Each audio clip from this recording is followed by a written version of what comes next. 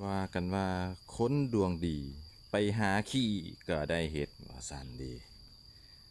สิลองไปหาขี้บางดูสิได้เห็ดแท้บ่เห็นบ่ทุกคนคนดวงดีไปหาขี้ก็ยังได้เห็ดบัดคนดวงซวยไปหาเห็ดอยู่ดีๆก็ได้เหยียบขี้เพิ่นว่าสันเด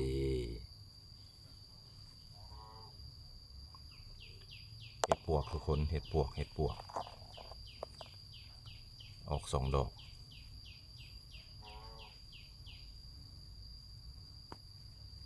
เห็ดปวกนี่มันจะหากยาวทุกคนดึงออกมาทั้งหากเลย